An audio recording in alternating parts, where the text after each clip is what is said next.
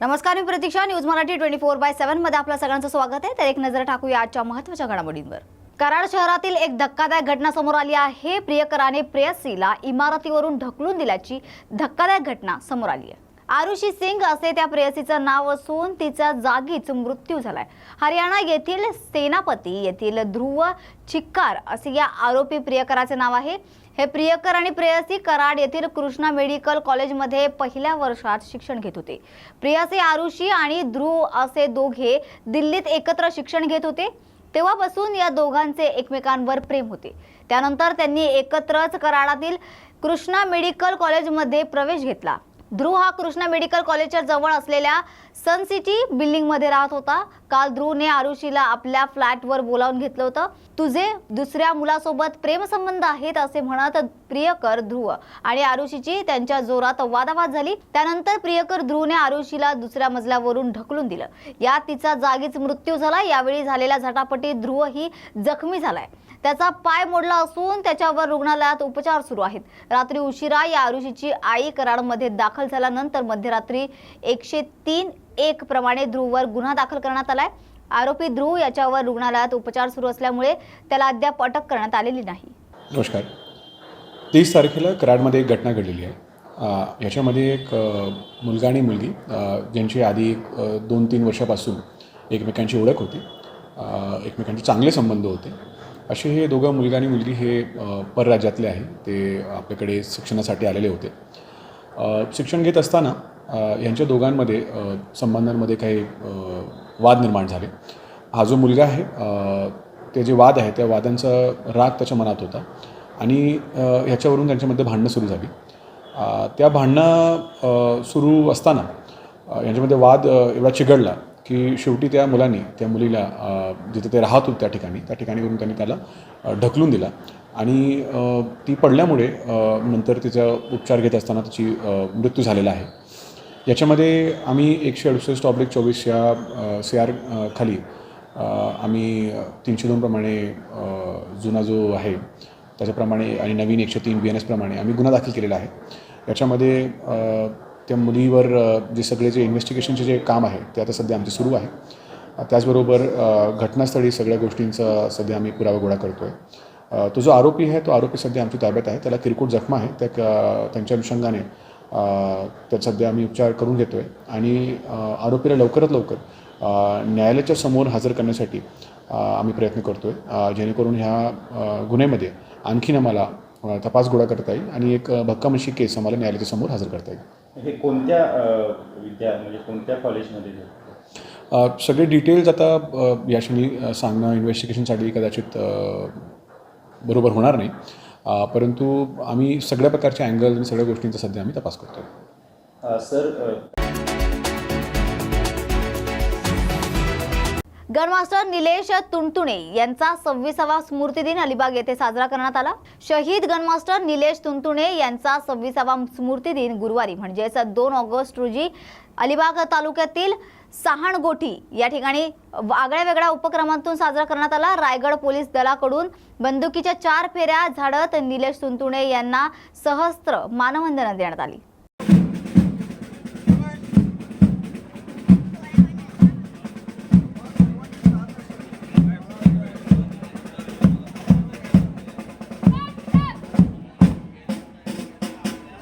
वेळेअभावी सर्वांना विनंती, आपले जे कार्यक्रम दिलेले आहेत ते वेळेतच पूर्ण करायचे आहेत. शासकीय कार्यक्रम असल्या कारणानं आपल्याला वेळेचं भान ठेवावं लागणार आहे.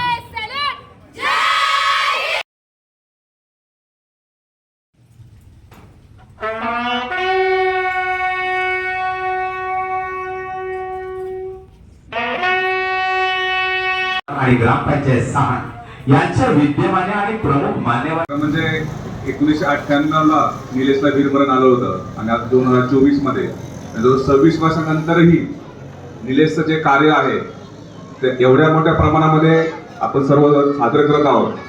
कारण का आपण पाहतो की बऱ्याचशा जणांना पूर्ण आयुष्यामध्ये जे काही करता येत नाही ते निलेशने अवघ्या 23 वर्षी केलेलं आहे आणि त्यांनी केलेलं कार्य किंवा त्यांनी केलेली भारत मातेची सेवा यामुळेच आपण 24-26 वर्षानंतर सुद्धा निलेशला या ठिकाणी आपण सर्व मिळून येतो आहे आणि त्या ठिकाणी त्याला आदरांजली वाहतो आहे. सहानकोटीसारख्या एका ग्रामीण भागातनं निलेश त्या ठिकाणी सैन्यात गेला आणि अवघ्या 23व्या वर्षी त्याला वीरमरण आलं. कारण का 1 ऑगस्ट 1998ला म्हणजे 26 जुलैला ऑलरेडी आपले विजय दिवस, कारगिल विजय दिवस साजरा झाला होता. म्हणजे युद्ध ऑलरेडी संपलेलं होतं आणि युद्ध संपल्यानंतरही सुद्धा गस्त करत असताना निलेशला हे वीरमरण आलेलं आहे. निश्चितच निलेश आणि निलेशच्या सहकार्याने जे काही भारत मातेकरता ते सर्वोच्च बलिदान दिलेलं आहे. कारण का युनिफॉर्म सर्व्हिसेसमध्ये असताना वानिसा जिल्हा असेल किंवा इतरही जिल्हा सैनिक कल्याण अधिकारी आहेत की आपण ज्यावेळी युनिफॉर्म सर्व्हिसमध्ये असतो त्यावेळी आपल्या राष्ट्राकरता, आपल्या देशाकरता आपल्या ज्यावेळेस प्राणाची आहुती देण्याची सुद्धा तयारी या सर्व जवानांची असते. निश्चितपणे त्यांनी जे केलेलं कार्य आहे आपल्या सर्वांना एक पथदर्शक आहे आणि निलेशच्या पावलावर पाऊल ठेवून नंतरही सहानकोटीतील नंतर सहानकोटीमध्ये 5 ते 6 युवक आता सैन्यामध्ये काम करत आहे. निश्चित चांगली गोष्ट आहे की गौरवास्पद गोष्ट आहे.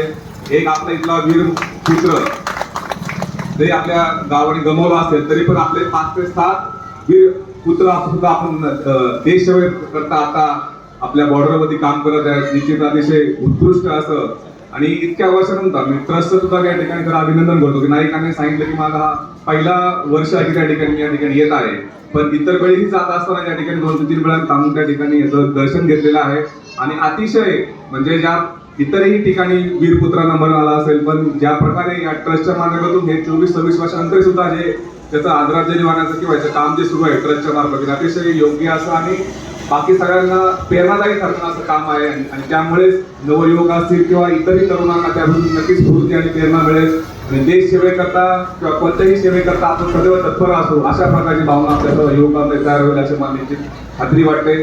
त्याचप्रमाणे आपण सकाळी जे पाहिल्याप्रमाणे सकाळी जे वडके महाविद्यालय तोंडी किमच्या विद्यार्थिनींनी जे अतिशय उत्कृष्ट असे सलामी, कारण का मी वाणी सरांना ते विचारत होतो की मुलींनी अतिशय उत्कृष्ट RSPच्या सर्व मुली आहेत, अतिशय उत्कृष्ट असं त्यांनी सलामी त्या ठिकाणी केली सुद्धा त्यांचं सुद्धा मी त्या ठिकाणी अभिनंदन करतो. त्याचबरोबर लेझिम पथक खानाव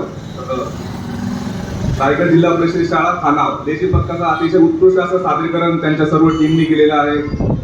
त्यांचं सुद्धा हार्दिक अभिनंदन. त्याचबरोबर जे काही सोयेश्वर रामभाऊ पाटील हायस्कूल बामणगाव यांच्याकडून जे काही गायनाचा कार्यक्रम या ठिकाणी झाला अतिशय म्हणजे आता एका ठिकाणी पाहिलं असेल की या ठिकाणी मुलींची संख्या सगळ्यात जास्त होती. म्हणजे आपण या ठिकाणी स्त्री पुरुष समानतावरती आहोत आणि आजच्या ह्या कार्यक्रमामध्ये एक दुसरा असं जे सगळ्यांना लक्षात येण्याची गोष्ट आहे की या ठिकाणी पुरुषांपेक्षा महिलांची उपस्थिती मोठ्या प्रमाणामध्ये आहे आणि कार्यक्रमामध्ये सहभाग सुद्धा महिलांचा मुलींचा खूप मोठ्या प्रमाणामध्ये आहे. त्यामुळे नारी शक्ती ती शक्ती आहे. नक्कीच निलेशचं कार्य हे जे आपल्या सर्वांना असंच प्रेरणादायी आणि स्फूर्तिदायी ठरू अशी मी या ठिकाणी आज हे करतो आणि रायगड पोलीस दलातर्फे सुद्धा निलेशला भावपूर्ण श्रद्धांजली अर्पण करतो. नक्कीच रायगड पोलीसकडून जे काही शक्य असेल म्हणजे या आमची सलामी असेल किंवा जे काही गोष्टी आमच्याकडून असतील या वर्षी अशाच कंटिन्यू राहतील आणि अजूनही त्यामध्ये काही वाढ करता येईल अशा पद्धतीने आम्ही नक्की प्रयत्न करू आणि मी माझे भाषण थांबवतो. जय हिंद, जय महाराष्ट्र.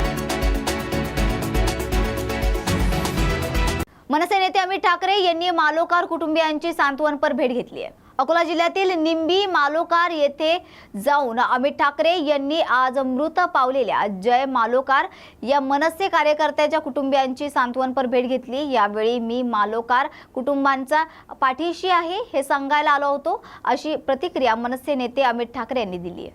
त्यांच्या पाठीशी फक्त सांगायला आलेलो, त्याच्यामुळे पुढच्या वेळेला अकोला दिन तर तुम्हाला भेटेल.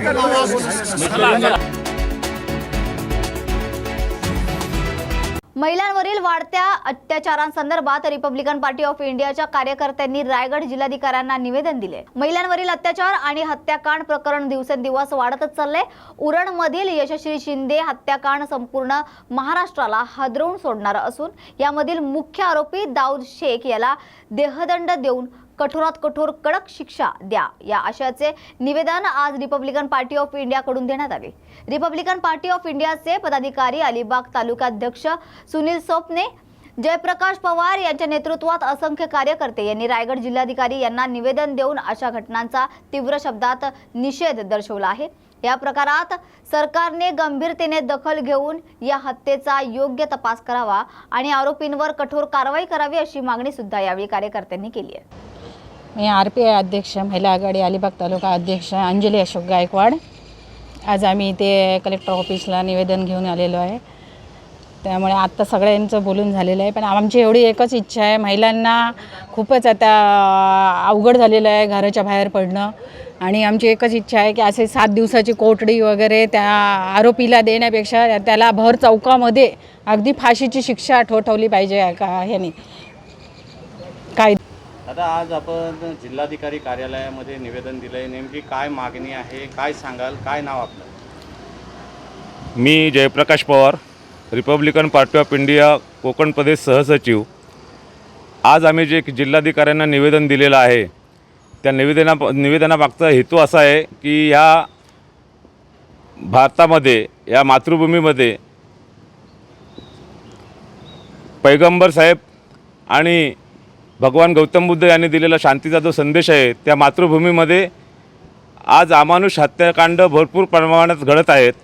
आणि ह्या महिन्याभरामध्ये अक्षता म्हात्रे, पेण, यशस्वी शिंदे उरण आणि सविना नावडेकर मावळ या भगिनींना अमानुषपणे मारहाण करून त्यांच्यावर अत्याचार केलेले आहेत. आणि अशा पद्धतीच्या घटना अजूनही घडत आहेत.